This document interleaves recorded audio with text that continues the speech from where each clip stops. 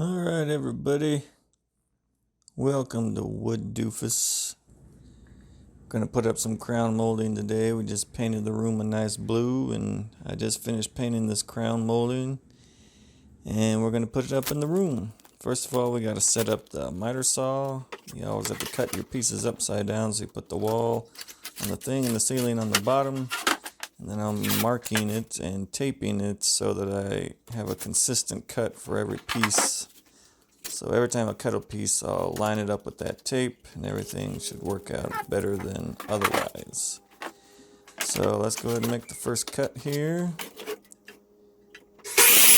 And then I'm gonna do some coping. I haven't done a lot of coping in my life, so this it's probably my first time coping some crown molding. Goes a little rough. Keep on getting stuck with my coping saw, but I managed to muddle through it. And the reason you want to cope is because your only other option is to miter the corners at a 45, which doesn't always have a perfect seam because most houses don't have perfectly 90-degree square walls. So if you cope it, you can avoid a lot of the problems that come with unsquare houses.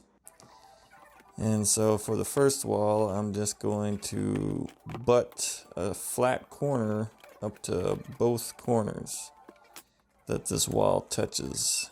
And then from there, I'm going to use my coping. Now I do have to have one seam on this wall because I have some 8-foot segments here.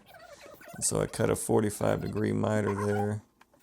And this should be the first coping. I take the coped end and just stick it up against the butted end and it fits nicely. Of course, you need to fill the corner still with a little bit of spackle or caulk or something to eliminate any gap that might be there.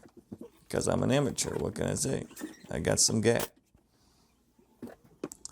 And in order to mark the adjoining piece to make what they call a scarf joint, I'm marking it here and taking it back to the miter saw, cutting it to fit, hope that it fits well, and it does. It fits pretty well.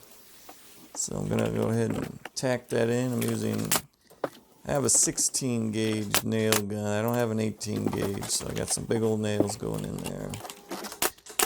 And it looks pretty good. So here's the other butt end of that wall, up with another reversed coped end. And there's how ugly the wall looked before. And we're trying to make it look better with a little bit of, and I have that funny corner there.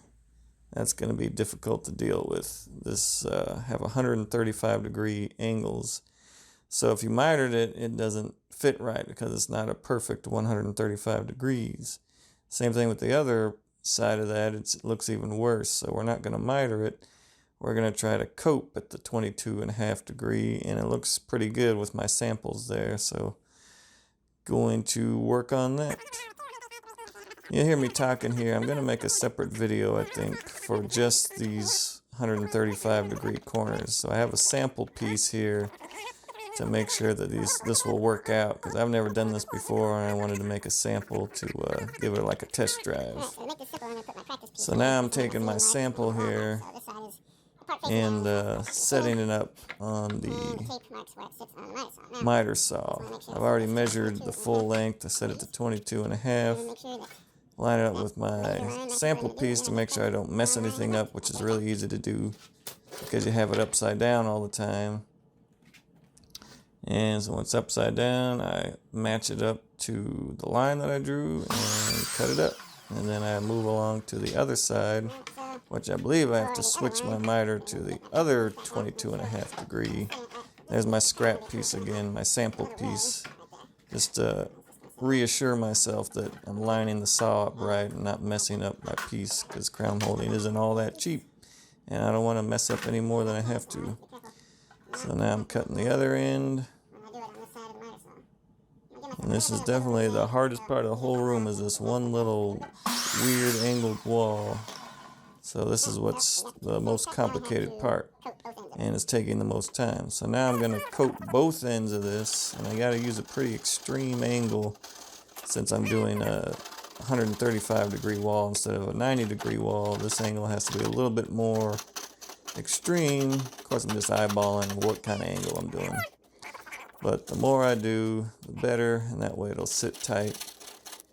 And I got the rough cut there. I'm gonna file it down a little bit. Alright, we can call this the moment of truth. I've been running up and down the stairs all day. So I did take it back down. I did one dry fit. I had to do some extra filing to make sure it sat in there just good. So let's see how we go on the dry fit.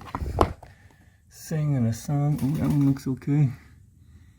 I'm not a pro, so that looks very amateur.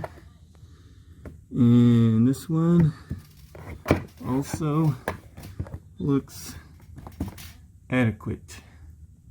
Alright, I think I'm going to call that good enough. Alright, so the entire room is finished with the crown molding. I took that picture in Yosemite.